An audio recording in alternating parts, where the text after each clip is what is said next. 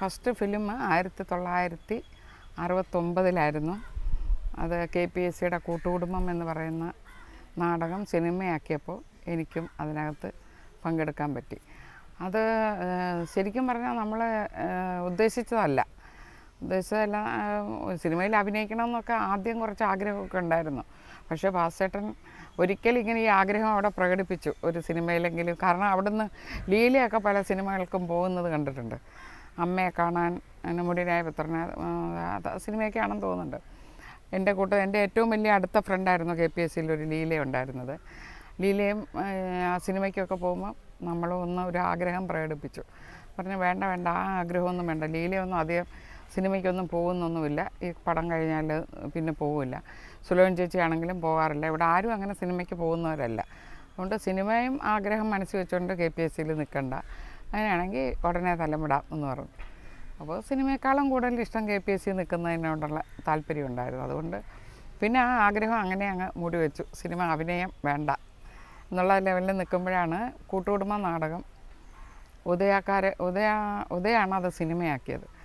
അപ്പോൾ അവിടെയുള്ള ആൾക്കാർക്കൊക്കെ കാണാൻ വേണ്ടിയിട്ട് ഈ നാടകം അവിടുത്തെ ഫ്ലോറിലാണ് ഞങ്ങൾ ആദ്യം അവതരിപ്പിച്ചത്. എല്ലാവരും ആദ്യം ഫ്ലോറിൽ കയറി സിനിമ അഭിനയിക്കുന്നു, ഞാൻ ആദ്യം നാടകം അഭിനയിച്ചു ഫ്ലോറിൽ കയറിയിട്ട്. അപ്പോൾ ഉദയയുടെ ഫ്ലോറിലായിരുന്നു ആ നാടകം. അപ്പോഴും നമുക്ക് യാതൊരു വിശ്വാസമില്ല നമ്മളിതിലുണ്ടെന്നുള്ളത്. നാടകത്തിൽ എനിക്ക് വളരെ ചെറിയൊരു വേഷമാണ്, ആകെ 2 സീനിലേ ഞാൻ ആ നാടകത്തിൽ വരുന്നുള്ളൂ. അത് കഴിഞ്ഞ് നാടകമൊക്കെ കഴിഞ്ഞ് ഞങ്ങൾ വീട്ടിൽ വന്ന് ഒരാഴ്ച കഴിഞ്ഞപ്പോൾ എനിക്ക് ഉദയ എന്നൊരു ലെറ്റർ വന്നു. അതിൽ ആ നാടകത്തിൽ നിങ്ങൾ ചെയ്ത വേഷം വളരെ നന്നായിരുന്നു, അതുകൊണ്ട് ഞങ്ങളത് സിനിമയാക്കുന്നു, അതിൽ അതേ വേഷം തന്നെ ഞങ്ങൾ ലളിതയെ തീരുമാനിച്ചു, അതുകൊണ്ട് വന്ന് അഭിനയിക്കണം. ഒരു സെപ്റ്റംബറോ മറ്റോ ആയിരുന്നു തോന്നുന്നുണ്ട് അതിൻ്റെ ഷൂട്ടിംഗ് തുടങ്ങിയത് ആണ്. പിന്നെ 1000 രൂപ എനിക്ക് പ്രതിഫലം, അതിലൊരു 250 രൂപയുടെ ചെക്കും അതിൽ വെച്ചിട്ടുണ്ടായിരുന്നു. അതാണ് എൻ്റെ ആദ്യത്തെ പ്രതിഫലം, എൻ്റെ ആദ്യത്തെ സിനിമ. ചേച്ചി എന്നെ ഇങ്ങനെ ശല്യം ചെയ്യുന്ന എന്തിനാ? ആങ്ങളെ വരുമ്പോ എന്നെയും പിള്ളേരെയും കൂടെ അടിച്ചിറക്കാൻ പറഞ്ഞേക്ക്. ചമ്മാടിത്തരം പറയരുത്. നിന്നെയും പിള്ളേരെയും പറഞ്ഞു വിട്ടിട്ട് കോന്നൻ അന്വേഷിക്കുന്നത് എനിക്കെടുക്കാനാണ് വല്ലോടി നീ പറഞ്ഞതിന്റെ അർത്ഥം. നിങ്ങൾ ഇല്ലാത്ത കാര്യങ്ങൾ പറഞ്ഞുണ്ടാക്കരുത്. അച്ഛൻ വന്നു, മക്കൾ അപ്പുറത്തോട്ടില്ല, അമ്മ ഇപ്പൊ കഞ്ഞി കൊണ്ടുവരാം. ജീവിതത്തിൽ ഇതിലും വലുതിനെ ഒന്നും ഉണ്ടാവാനില്ല എന്നുള്ളൊരു വിചാരമായിരുന്നു. തുടങ്ങുന്നതിൻ്റെ തലേ ദിവസം തന്നെ, ചെല്ലാൻ പറഞ്ഞതിൻ്റെ തലേ ദിവസം ഉറക്കമൊന്നുമില്ല, ഭയങ്കര ഇതായിട്ട് രാവിലെ 6 മണിക്കുള്ള ബോട്ടിൽ, അന്ന് ചങ്ങനാശ്ശേരിയിൽ നിന്ന് ബോട്ടിലാണ് ആലപ്പുഴയ്ക്ക് പോകുന്നത്. അവിടെ ചെന്ന് അവിടെ നേരെ ഉദയായിൽ ചെന്നു. അപ്പോൾ അവർ 2-3 ദിവസം അവിടെ താമസിക്കും. പിറ്റേ ദിവസം ഷൂട്ടിങ് തുടങ്ങുന്നത്. സേതുമാധവൻ സാറായിരുന്നു ഡയറക്ടർ.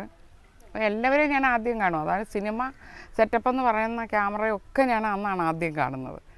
ചെന്ന് എനിക്കും എൻ്റെ അച്ഛനുണ്ടായിരുന്നു കൂടെ. ഞങ്ങൾക്കൊരു റൂം, ഇപ്പുറത്ത് പങ്കജ് ചേച്ചിയും ഭവാൻ ചേച്ചിയും ഉണ്ടായിരുന്നു. അപ്പോൾ ഭവാൻ ചേച്ചി നാടകത്തിൽ അഭിനയിച്ചിട്ടുണ്ട്, അപ്പം അതുകൊണ്ട് കൂടുതൽ അറിയാം. പിന്നെ നാടകത്തിൽ നിന്ന് വന്നത് ഖാൻ എന്ന് പറഞ്ഞിട്ട് ഒരാളുണ്ടായിരുന്നു. അത് കഴിഞ്ഞ് പിന്നെ ആലുമൂടൻ, ഇത്രയും പേര്, ഞങ്ങൾ 4 പേരെയാണ് നാടകത്തിൽ നിന്ന് ഇവർ സെലക്ട് ചെയ്തിരിക്കുന്നത്. തലേന്ന് രാത്രിയിലെ പങ്കജ് ചേച്ചിയും ഭവാൻ ചേച്ചിയും ഒക്കെ കൂടെ വന്നിട്ട്, നല്ലൊരു ഡയറക്ടറുടെ കയ്യിലാണ് നിനക്ക് ആദ്യം ഒരു ചാൻസ് കിട്ടിയത്, ഭയങ്കര ആരാന്നറിയാം, പക്ഷെ ഒരു കാര്യം, നീ ഒന്നും തെറ്റിക്കാൻ പാടില്ല, തെറ്റിച്ചിട്ടുണ്ടെങ്കിൽ അദ്ദേഹത്തിൻ്റെ മട്ട് മാറും. പുള്ളി നമ്മൾ വിചാരിക്കുന്ന പോലൊന്നും അല്ല, ഈ കാണുന്ന ശാന്തതയൊന്നും അല്ല. ക്യാമറയുടെ മുമ്പിലൊക്കെ വന്ന് നിന്ന് നമ്മൾ എന്തെങ്കിലും ആയിക്കഴിഞ്ഞാൽ ഭയങ്കര പ്രശ്നമാണ്, അങ്ങനെയാണ് ഇങ്ങനെയാണ് ഇതാണ് തെറ്റിച്ചാൽ. എനിക്കിത് കേട്ടതും ആകെ അങ്ങ് വെപ്രാളായി. എനിക്ക് സിനിമയും വേണ്ട, ഒന്നും വേണ്ട, നമുക്ക് അങ്ങ് തിരിച്ചു പോയാൽ മതി. എനിക്ക് ആരെങ്കിലും എന്നെ കണ്ണുരുട്ടി കാണിച്ചാൽ എനിക്കുള്ളതെല്ലാം പോയി, അത്ര പേടിയാണ് എനിക്ക്. അന്ന് രാത്രി ഞാൻ ഉറങ്ങിയിട്ടില്ല.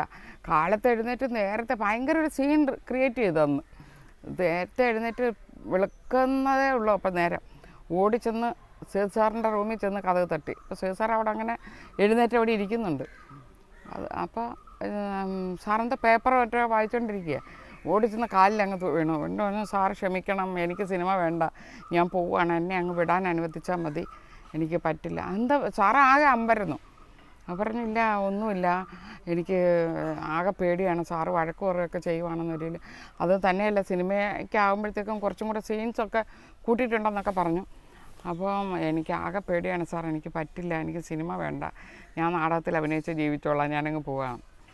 ശരി, നോക്കാം, നമുക്ക് ശരിയായില്ലെങ്കിൽ നമുക്ക് പറഞ്ഞു വിടാം, ഞാൻ അപ്പം തന്നെ പറഞ്ഞു വിട്ടേക്കാം കേട്ടോ, ഇപ്പോൾ ഒന്നും പേടിക്കണ്ടെന്ന്. അവിടെ നിന്ന് വന്ന് മേക്കപ്പ് മാൻ വന്നു. എൻ്റെ നമ്മളെ കൊല്ലാൻ കൊണ്ടുപോകുന്നല്ല, മേക്കപ്പ് വേലപ്പൻ ചേട്ടൻ വന്ന് വിളിച്ചു.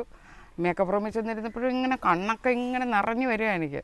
അപ്പോൾ അവർ എല്ലാവരും എന്നെ ഉപദേശിക്കുന്നില്ല. എല്ലാവർക്കും ഇതെന്താണ് ഇങ്ങനെ ഒരു ആർട്ടിസ്റ്റിനെ അവരാരും കണ്ടിട്ടില്ല. ഈ സിനിമയിൽ അഭിനയിക്കുന്നു എന്ന് പറയുന്നതിന് ഇത്രയും കരഞ്ഞുകൊണ്ട് ഒരു ജീവിതം തകർക്കുന്നതെന്നുള്ള മട്ടിലാണ് എല്ലാവരും എന്നെ നോക്കുന്നത്.